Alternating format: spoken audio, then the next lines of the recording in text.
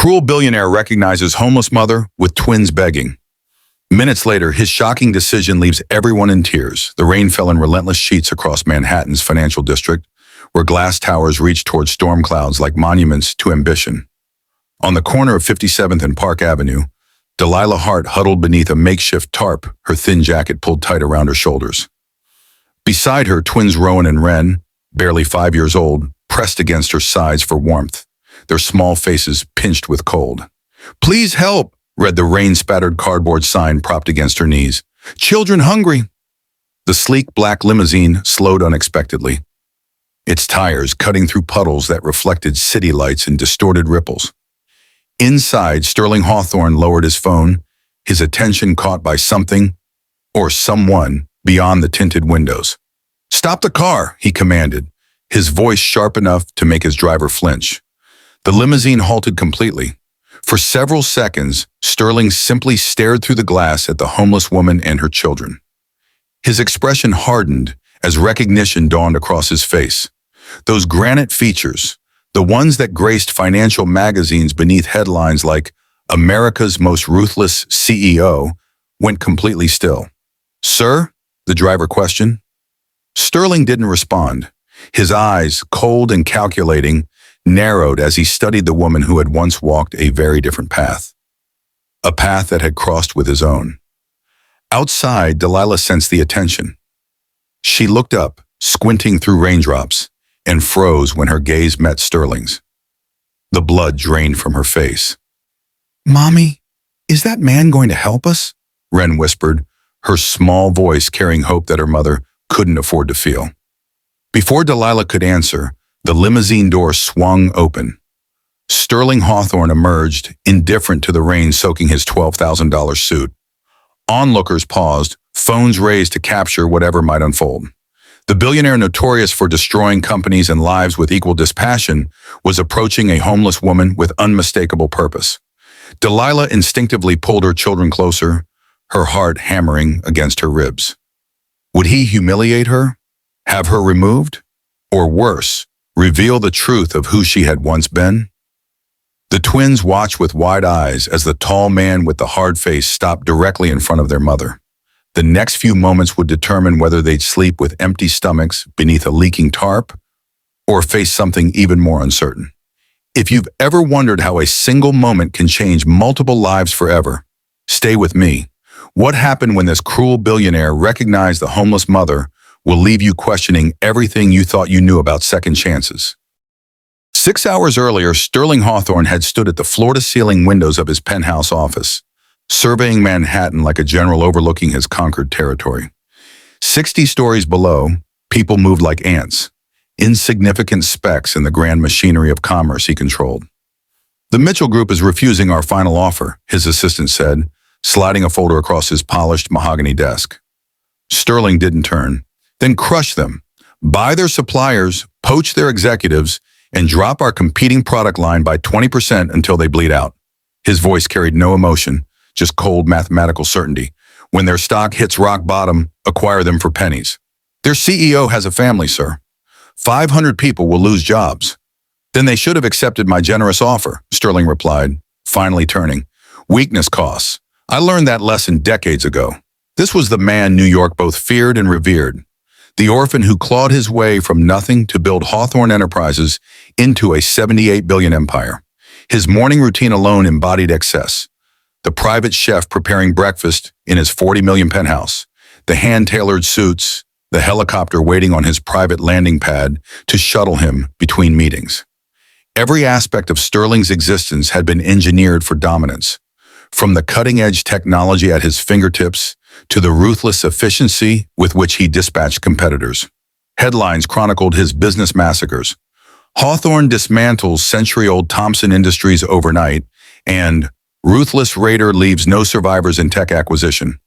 The board members he'd fired, the families displaced by his developments, the communities disrupted by his pursuit of profit, all were simply collateral damage in a war Sterling had been fighting since childhood. A war against poverty, against insignificance, against ever being powerless again. Meanwhile, in a world just 20 blocks and a universe away, Delilah Hart woke her twins before dawn in the cramped bathroom of a fast food restaurant. "Wash up quickly," she whispered, dampening paper towels to wipe their faces. "We need to leave before the manager comes." Just 3 years ago, Delilah had worn crisp blazers and presented architectural designs to luxury hotel developers. Her drafting table had been covered with blueprints for spaces meant to inspire awe, soaring lobbies, innovative facades, gardens that seemed to defy gravity. Her talent had earned her a position at Preston and Associates, where her future had seemed secure, until Preston himself requested private meetings to discuss her advancement. When she refused his advances, the retaliation was swift. Projects reassigned, mistakes discovered in her work. When she threatened to report him, unfounded accusations of intellectual property theft emerged. Within weeks, her reputation was destroyed, her savings consumed by legal fees. The final blow came when her husband, unable to handle the stress and shame, emptied their joint accounts and disappeared, leaving her pregnant with twins and facing eviction. "Mommy, I'm hungry," Rowan whispered now, his small hand tugging her worn coat sleeve. "I know, sweetie. We'll find something soon." Delilah's stomach twisted with the familiar aches of hunger subordinated to maternal duty. She'd already decided to skip eating today so her children could have a decent meal. Despite everything, the twins maintained childhood's precious magic. They collected colorful bottle caps and arranged them in patterns on sidewalks. They invented elaborate stories about cloud shapes. When passers-by ignored their existence, they created games of being invisible superheroes who could see the hidden goodness in everyone. "Look, Ren made you a present," Rowan said, nudging his sister forward. Ren's tiny hands extended a folded paper creation, an origami bird crafted from a discarded fast food napkin. "It's a hope bird," she explained seriously. "It brings good things." Delilah's eyes stung as she accepted the gift. Her children still believed in magic, even as she calculated which street corners yielded enough spare change for a shared hot meal. When the rain began that afternoon, Delilah chose the corner of 57th and Park strategically. The overhang provided minimal shelter, and wealthy executives sometimes dropped bills rather than coins when rushing between meetings. She never expected to see him. The moment Sterling Hawthorne's eyes locked with hers through the limousine window, recognition slammed into her like a physical blow. The last time they'd been face-to-face, she'd stood confidently presenting designs for the Hawthorne Tower, her career's crowning achievement. "An innovative approach," he'd commented then, examining her blueprints with reluctant approval. "Unconventional, but brilliant." That project would have secured her reputation forever. Instead, Preston had reassigned it after she rejected him, then later used those very plans to accuse her of theft. Now, as Sterling approached through the downpour, Delilah saw something unexpected flash across his features. Not just recognition, but understanding. For a heartbeat, his calculated mask slipped to reveal something raw and human. What did he see in her? The promising architect whose career he'd admired? The woman falsely accused of stealing her own designs? Or simply another fallen soul whose misfortune proved the harsh reality he'd always believed in? That the world devours the weak. As he stopped before her and the twins pressed closer to her sides, the distance between their worlds collapsed into a single defining moment of truth. Has life ever brought you face to face with someone from your past? Someone who knew you before everything changed? Share your experience in the comments below. Because what happens next in this encounter might challenge everything you believe about redemption. "Do you recognize me, Mr. Hawthorne?" Delilah asked, her voice barely audible above the rain's steady rhythm. Sterling's jaw tightened. "Preston and Associates, the Hawthorne Tower design. Your concept for the suspended garden atrium was," he paused, choosing his words carefully, "exceptional." Passers-by slowed, phones raised discreetly. The sight of New York's most feared business titan standing unprotected in the rain, speaking to a homeless woman, proved too compelling to ignore. "You remember my work?" Disbelief colored Delilah's voice.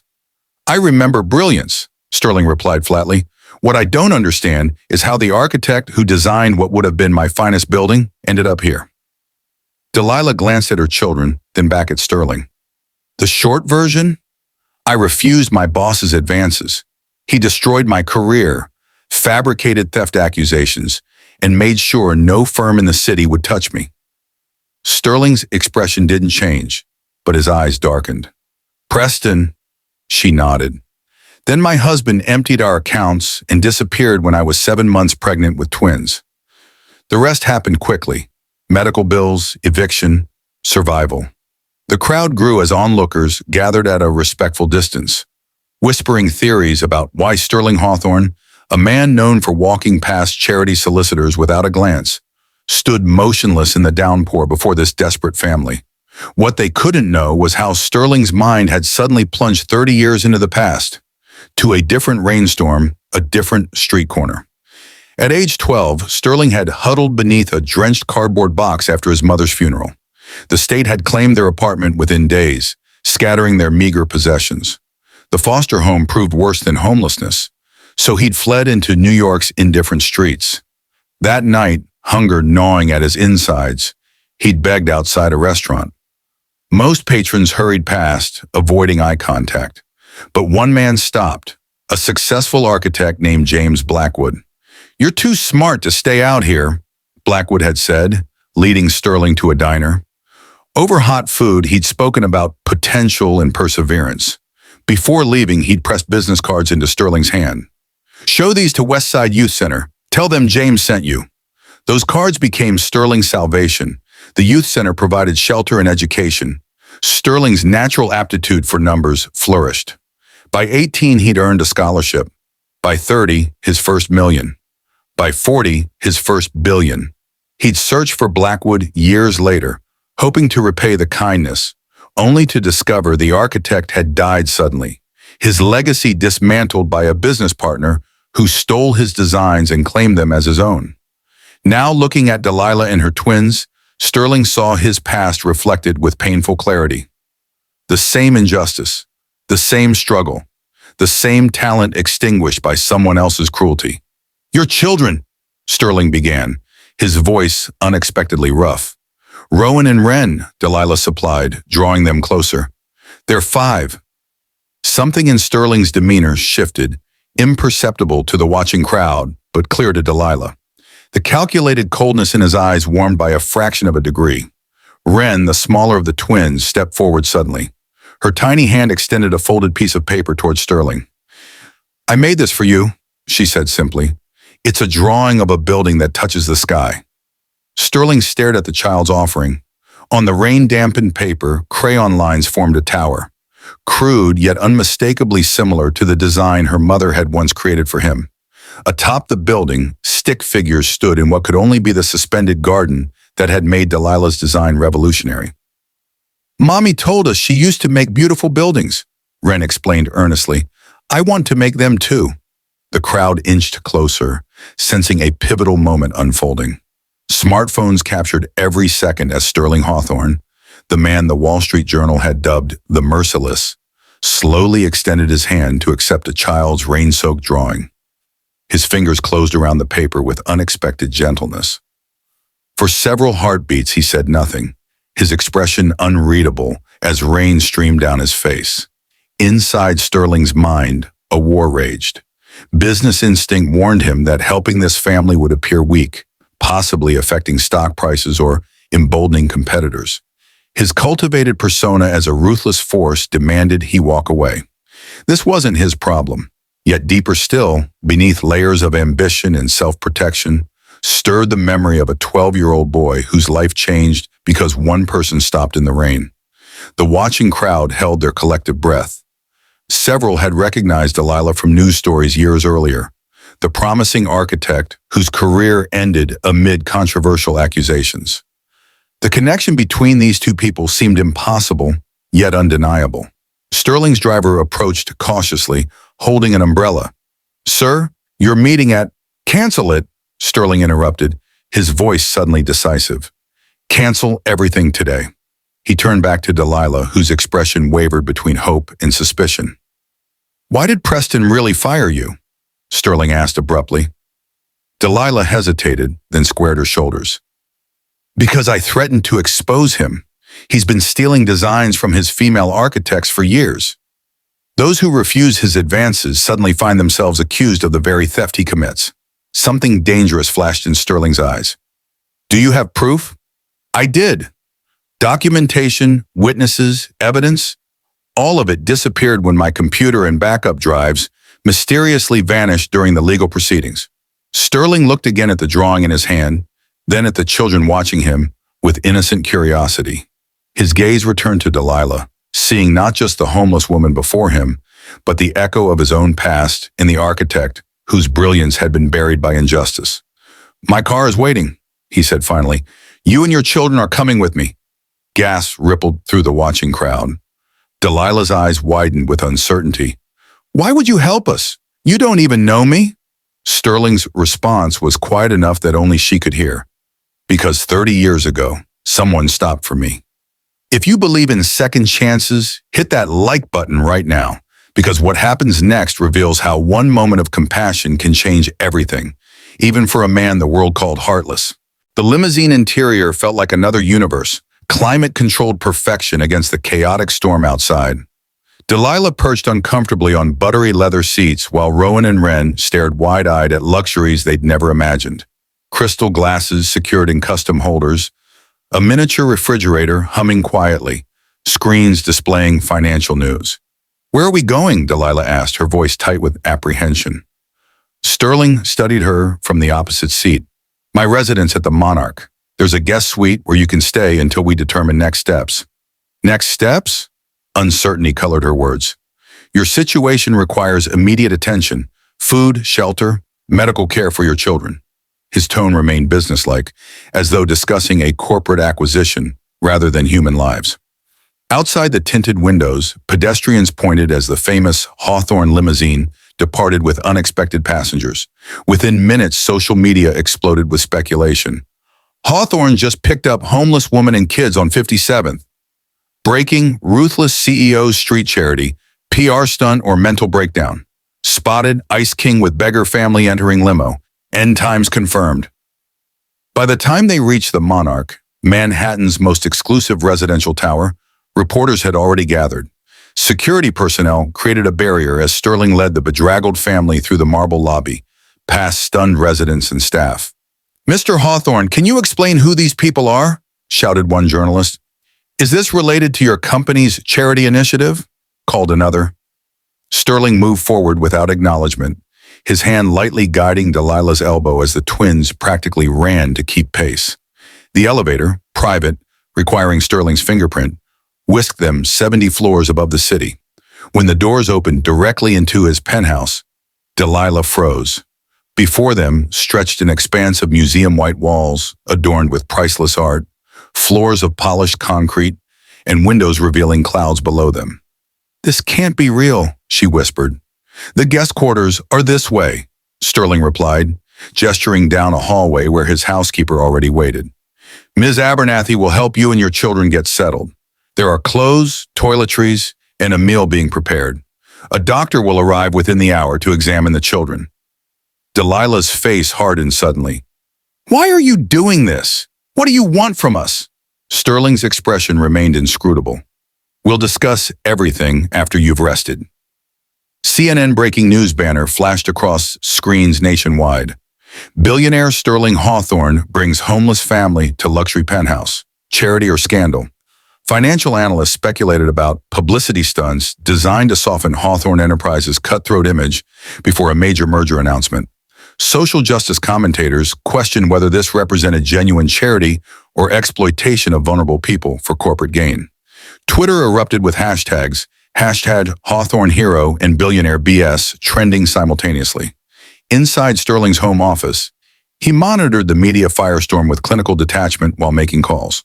His conversation with Preston and Associates founder lasted exactly 3 minutes and 17 seconds. Whatever words passed between them left Jeffrey Preston visibly shaken during an impromptu press conference where he declined all questions about his former employee. 3 hours later, Delilah emerged from the guest suite transformed. Her hair, clean and combed, framed a face revealed beneath grime. The borrowed clothes, simple yet elegant, restored a dignity long absent. The most profound change, however, showed in her posture, straight-backed rather than defensive, as though some heavy burden had temporarily lifted. "The children are asleep," she said, finding Sterling at his desk. "The doctor says they're underweight but otherwise healthy. Your housekeeper gave them their first bubble bath." Her voice caught. "They've never had that before." Sterling nodded, closing his laptop. "They should have everything they need." "Why did you call Jeffrey Preston while we were getting settled?" Delilah asked suddenly. Sterling's eyebrow raised slightly. "You heard that?" "I recognized his voice when you put him on a speaker." "What did you say to him?" "I informed him that Hawthorne Enterprises is acquiring Preston and Associates effective immediately, and that my legal team is preparing to audit all projects from the last 10 years, with particular attention to female architects whose work mysteriously disappeared from their portfolios." Delilah's breath caught. "You can't buy an entire firm just because—" "I've wanted that acquisition for years," Sterling interrupted. "Your situation simply accelerated my timeline. He'll destroy whatever evidence remains." "Too late. My security team secured their servers an hour ago." Sterling's voice remained calm, but something fierce flashed behind his eyes. "Nothing disappears in the digital age. Not really." Delilah sank into a chair, overwhelmed. "I don't understand. This morning I was invisible to people like you. Tonight you're dismantling a company for me?" "Not for you," Sterling corrected. "For justice, for accountability." Outside the floor-to-ceiling windows, lightning illuminated the Manhattan skyline. The storm had intensified rather than dissipated. "What happens tomorrow?" Delilah asked. "We can't stay here forever." "No," Sterling agreed. "But tonight your children will sleep in safety. Tomorrow we begin rebuilding what was stolen from you." "Why?" Delilah pressed, desperate to understand. "Why would you care about us at all?" Sterling stood, walking to the window. For several moments he stared into the storm as though seeing something beyond the glass and rain. When he finally spoke, his voice carried an unfamiliar vulnerability. "I was 12 when my mother died. No relatives, no money, no options. I ended up on the streets." He turned to face her. "One night, standing in rain much like this, a man stopped. An architect named James Blackwood." Recognition flickered across Delilah's face. "Blackwood? The visionary who designed the floating gardens of the Harrison Hotel?" "Yes, his partner stole most of his innovations after his death." Sterling's expression darkened. "Blackwood saved my life with one act of kindness. He saw potential where others saw garbage. He directed me to resources that eventually led to education, opportunity, success." "So this is repaying a debt?" Delilah asked cautiously. "It's recognizing a pattern," Sterling corrected. "Blackwood's brilliance was stolen. Yours was stolen. The difference is, I'm now in a position to right that particular wrong." "And the twins?" Sterling walked to his desk, picking up Wren's rain-soaked drawing, now carefully preserved between sheets of archival paper. "When your daughter gave me this, I saw myself at that age. Talent without opportunity. Potential without pathway." His voice grew quiet. "I spent decades building walls to protect myself from remembering what it felt like to be powerless. Today, those walls cracked. For the first time since entering the limousine, Delilah's eyes filled with tears. Not tears of desperation, but of something unfamiliar. Hope, perhaps, or recognition of humanity in a man the world called heartless. "What if this is just temporary compassion?" she asked bluntly.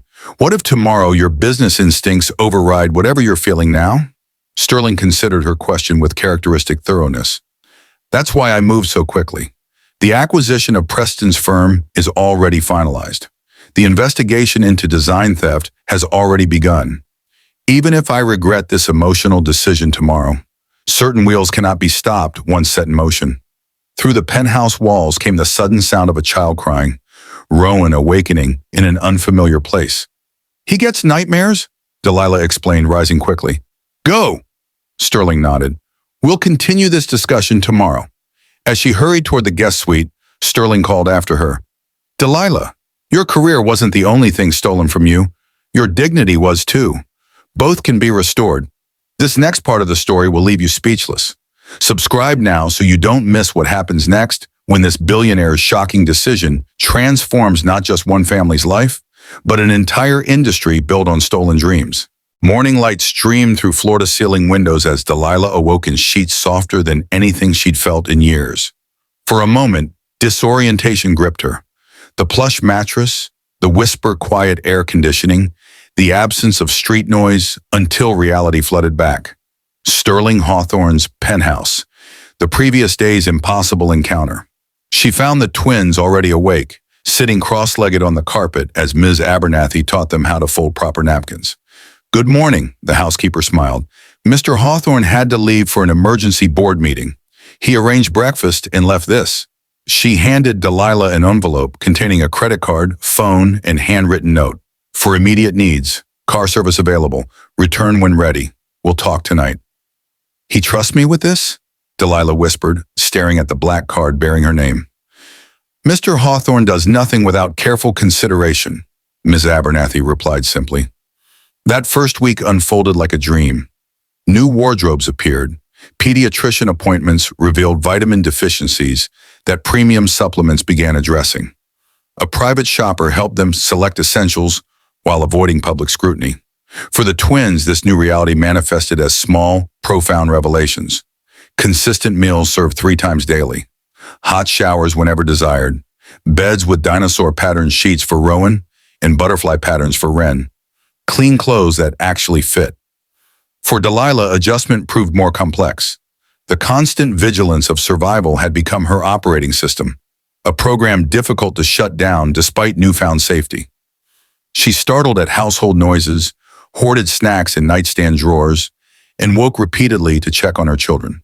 Sterling remained largely absent, their paths crossing briefly in evenings as he returned from marathon meetings. Those encounters were cordial but distant, as though both recognized the fragility of their arrangement. Inside Hawthorne Enterprises headquarters, Sterling faced his own battles. The boardroom that had always been his kingdom now felt like contested territory. "The market perceives weakness," his CFO reported during a closed-door session. "Our competitors are circling, interpreting your personal charity project as distraction or declining focus. Our stock has dropped 4 points," added his communications director.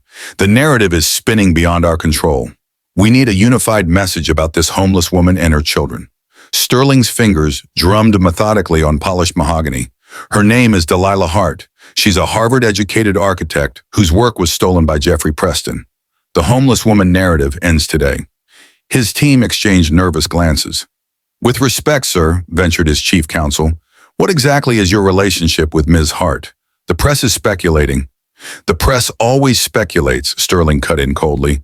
"My personal decisions aren't subject to shareholder approval." Later, alone in his office, Sterling confronted the question haunting him since that rainy afternoon.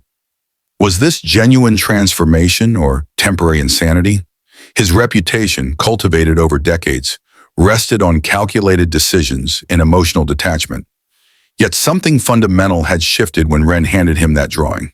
The man who ruthlessly crushed competitors now found himself ordering background checks on every architecture firm in New York, identifying those that might offer Delilah legitimate opportunities. The executive who canceled meetings for nothing less than global financial crises now scheduled time to attend Rowan's doctor appointments. What troubled Sterling most wasn't external perception, but internal recognition. He cared what happened to this family. Their fate mattered to him personally, not strategically. This unfamiliar emotion disrupted decades of carefully constructed indifference. On day 17, Sterling entered his penthouse to find it transformed. The sterile minimalism had given way to signs of actual living. Children's books stacked on coffee tables, a half-completed puzzle on the dining table, colorful drawings magnetized to his refrigerator. He found Delilah in his home office, bent over architectural drafting software on a computer he'd provided. She hadn't noticed his arrival, her focus complete as her fingers moved across the screen with practiced precision. For several minutes, Sterling simply watched. Her talent remained undimmed by years of hardship, perhaps even enhanced by perspectives gained through suffering, the designs taking shape before her combined pragmatic solutions with unexpected beauty. "You haven't lost your edge," he observed quietly. Delilah, startled, then gathered herself. "I wasn't sure if I still had it. Thank you for the software access." "It's not charity," Sterling clarified. "It's investment in talent. Their conversation was interrupted by the twins' excited voices as they discovered his return. Unlike their mother's careful reserve, the children had embraced Sterling with uncomplicated acceptance. "We learned multiplication today," Rowan announced, while Wren tugged Sterling toward the living room to show him her latest drawing. A colorful rendering of all four of them standing before a tall building. "That's your new tower," she explained seriously. "Mommy's going to help design it." Sterling raised an eyebrow at Delilah, who shook her head with embarrassed amusement. "I mentioned nothing about designing your buildings. This is all her imagination." Later, after the children were asleep, Sterling revealed his plan. "I'm establishing a foundation," he stated, sliding a prospectus across the kitchen counter. "The Blackwood Hart Foundation for Architectural Innovation and Justice." Delilah's fingers trembled as she opened the folder. "What does this mean?" "3 initiatives," Sterling explained. "First, legal advocacy for creative professionals whose work has been stolen. Second, scholarships for disadvantaged students, showing promise in architectural design. Third, sustainable housing solutions for homeless families with children." "This is massive," Delilah whispered, reviewing the 8-figure initial funding commitment. "The announcement goes public tomorrow. I want you to serve as executive director." Delilah's head snapped up. "Me? I haven't worked in years. My reputation will be fully restored when the evidence against Preston becomes public next week," Sterling finished. "Your experience, both professional and personal, makes you uniquely qualified." "People will say I'm sleeping with you to get this position," Delilah stated bluntly. Sterling didn't flinch. People always talk. Results silence rumors eventually. The foundation announcement stunned the business world. Financial channels interrupted regular programming as Sterling Hawthorne, notorious for avoiding press conferences, stepped before cameras with Delilah beside him. "Today marks the beginning of a new chapter for Hawthorne Enterprises," he declared to assembled journalists. "Our commitment to excellence now extends beyond profit to include social responsibility and justice." As cameras flashed, industry leaders scrambled to understand this apparent reinvention of a man whose name had been synonymous with merciless capitalism. Was this brilliant strategy or personal evolution? The debate raged across financial networks. For Delilah, the foundation offered something precious beyond security: purpose.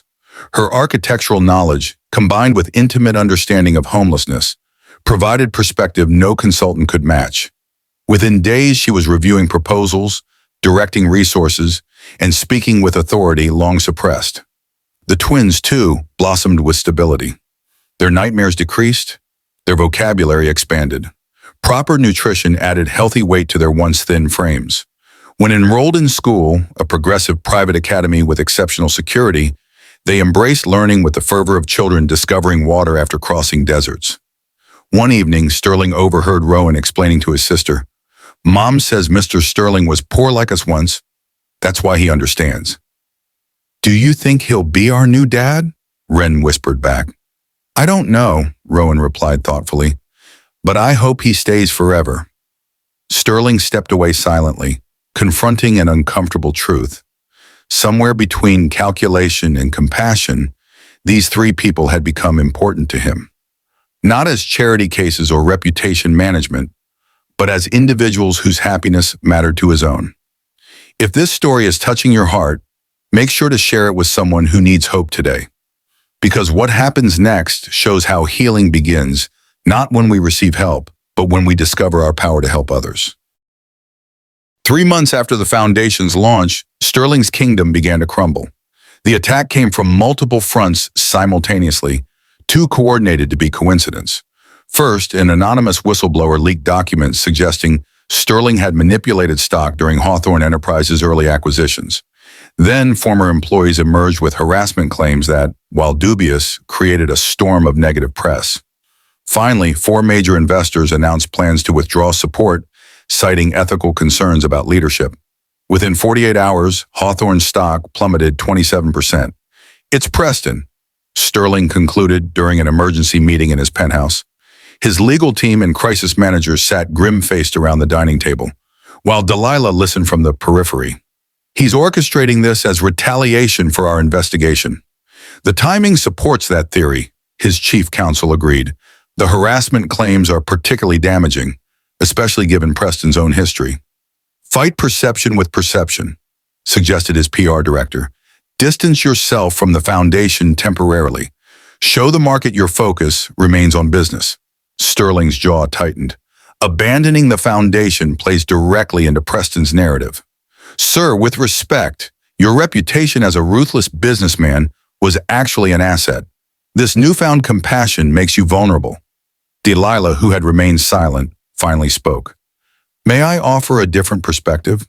All heads turned toward her. Though now dressed in executive attire, some still viewed her as the homeless woman Sterling had impulsively rescued. The public isn't questioning Sterling's business acumen, she said. They're questioning his character. These allegations work because they reinforce existing beliefs about billionaires prioritizing profit over people. Your point? Sterling asked. Don't retreat from the foundation. Double down on it. If people see authentic commitment to change rather than a publicity stunt, they'll question Preston's timing. That's a significant gamble, warned the finance director.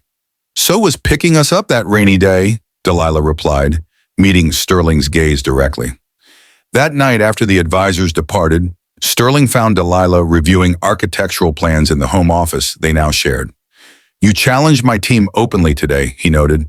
I've faced worse than disapproving glances from executives, she replied without looking up.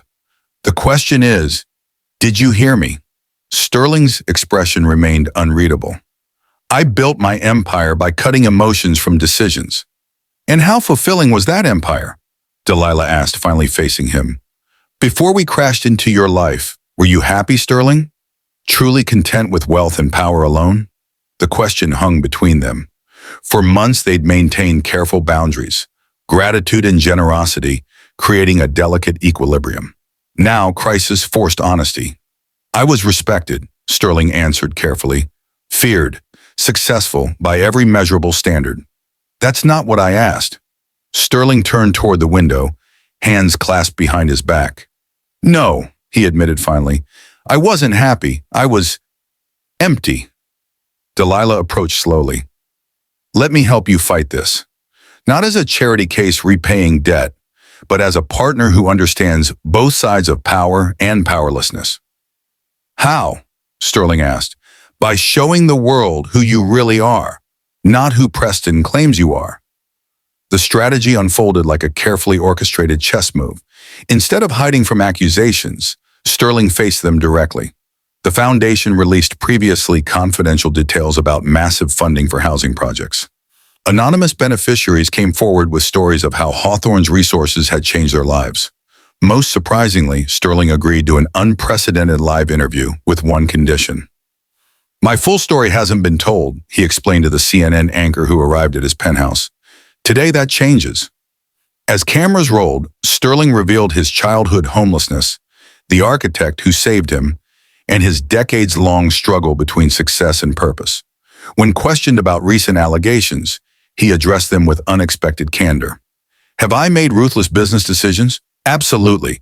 Have I prioritized profit over people? Yes, until recently. His expression softened.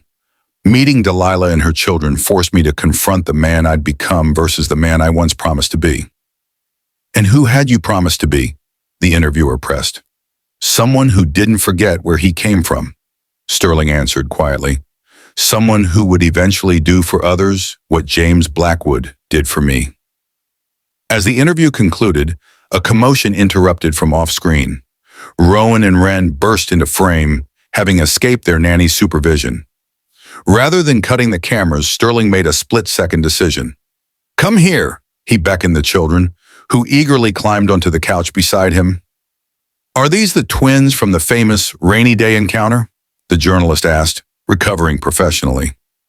This is Rowan and Wren, Sterling confirmed, his formal demeanor softening as Wren settled against his side. They've taught me more about courage in 3 months than I learned in 60 years of business. How so? The journalist inquired. Rowan answered before Sterling could. Mom says when bad things happen, you can get bitter or better. We chose better.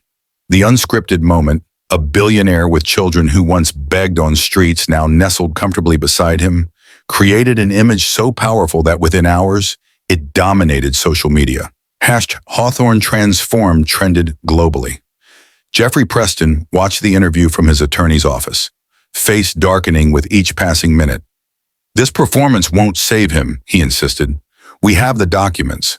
"The documents proving nothing," countered a new voice.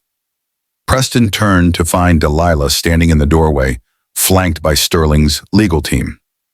"We know these allegations originated from this office," she stated calmly. "We've traced the digital footprints, the financial transfers, everything." "You have nothing," Preston sneered. "Actually," Delilah approached, placing a flash drive on the table, "we have everything, including your systematic theft of female architects' work over 15 years. Your choice now is simple. Withdraw all claims against Sterling immediately or face criminal charges yourself." The crisis resolved within days. Preston withdrew accusations and resigned. Hawthorne stock rebounded sharply as investors recognized the attempted corporate sabotage. But the true resolution occurred privately, when Sterling returned home after the final board meeting, confirming his continued leadership. Finding the penthouse quiet, he followed sounds of laughter to the kitchen, where Delilah and the twins were baking cookies. For a moment, unnoticed, he observed this scene of domestic normalcy, something his wealth had never provided. "We saw you on TV defending yourself," Delilah said, finally spotting him. "You were magnificent." "I had help," Sterling replied, stepping closer. "You risked confronting Preston personally." "Why?" "Because that's what family does," she answered simply. "We protect each other." The word family hung in the air between them. Wren broke the tension, rushing forward with flour-covered hands to hug Sterling's legs, unconcerned about his bespoke suit. "Are you staying forever now?" she asked, looking up with wide eyes. "Rowan and I want you to." Something inside Sterling, the final wall protecting his heart, crumbled completely. Kneeling to the child's level, he glanced at Delilah, whose eyes reflected the same question. "The most powerful moment is coming up. Don't scroll away now, because what Sterling says next will prove whether a man truly can change his heart, and whether some families are formed not by blood, but by the storms they weather together." 1 year to the day after the rainy encounter that changed everything, hundreds gathered at Hawthorne Tower's grand atrium. The space, once a cold monument to corporate success, now hosted the Blackwood Heart Foundation's anniversary celebration. Sunlight poured through the spectacular suspended garden that had once existed only in Delilah's stolen designs. Upon the stage, Sterling Hawthorne stood beside Delilah, their shoulders nearly touching as they unveiled the foundation's achievements. 12 months ago, I made a decision that many called impulsive," Sterling began, his voice carrying through the hushed crowd. "Today, I call it the wisest choice of my life." Behind them, a screen displayed compelling statistics. 217 homeless families transitioned to permanent housing. 42 architectural scholarships awarded to disadvantaged students. 8 major intellectual property cases won, restoring creative rights to their rightful owners.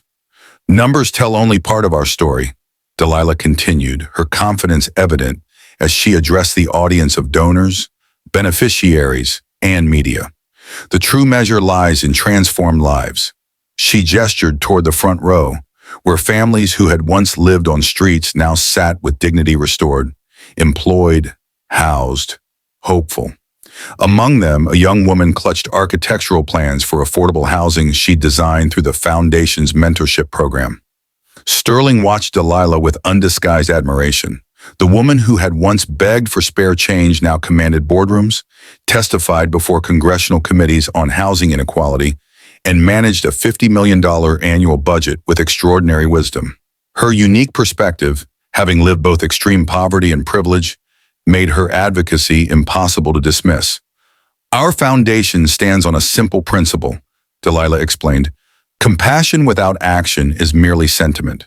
True compassion requires commitment." As she spoke, Rowan and Wren circulated among guests, distributing handcrafted bookmarks bearing the foundation's motto, "From hardship to hope." At 6 years old, the twins had blossomed beyond recognition, confidently attending first grade, excelling in academics, and showing early artistic talents nurtured by Sterling's unwavering support. More remarkable than their academic progress was their emotional healing. The hypervigilance of homelessness had faded, replaced by children's natural exuberance. When Wren spotted Sterling watching her, she flashed him a gap-toothed smile and a thumbs up. The true miracle, Sterling continued when it was his turn to speak again, isn't what we've accomplished through the foundation. It's how helping others has changed me. The business press had documented this transformation thoroughly. Headlines that once declared, Hawthorne, New York's most ruthless CEO, now reported, Hawthorne Enterprises leads corporate responsibility movement. Under Sterling's revised leadership, the company mandated paid volunteer days, established living wage minimums, and incorporated sustainability metrics into all projects. His most surprising initiative, requiring board approval for hostile takeovers, a check on the very power he had once wielded without restraint. Before meeting Delilah and the twins, Sterling continued, his voice softening, success meant accumulation of wealth, power, assets. Now, I measure success differently. He gestured toward a new architectural model displayed center stage, innovative mixed-income housing designed by Delilah herself, with construction beginning next month. This model represents more than buildings, Sterling explained. It represents possibility. Each apartment will house families transitioning from shelters to independence. The ground floor will offer job training, childcare, and mental health services. As the ceremony concluded, the audience rose in standing ovation. Financial Times reporters noted Sterling's hand reaching for Delilah's, the wedding band on his finger catching the light. Their marriage 6 months earlier had made headlines, though the ceremony itself remained private. Only close friends witnessed Sterling kneeling before the twins, promising to love them as his own children, before exchanging vows with their mother. Later that evening, away from cameras and crowds, the family of four walked through Central Park as sunset painted the sky in gold. Rowan and Wren raced ahead on the path, their laughter carrying on the breeze. "Do you ever regret it?" Delilah asked, her fingers intertwined with Sterling's. "Stopping that day?" Sterling watched the twins, now legally Hawthorns, chasing fireflies in the gathering dusk. "My only regret is that I didn't find you sooner." As they continued their walk, passers-by noticed something remarkable about the infamous businessman once known for his cold detachment. The man who had built an empire through calculated precision now moved through the world with unhurried awareness, his expression softened by a joy that no balance sheet could quantify. One rainy encounter had initiated not merely change, but transformation, proof that compassion could reach even the most fortified heart. This true story reminds us that compassion can change everything. Subscribe now for more life-changing tales that will restore your faith in humanity and show that even in our darkest moments, a single act of kindness can rewrite destinies.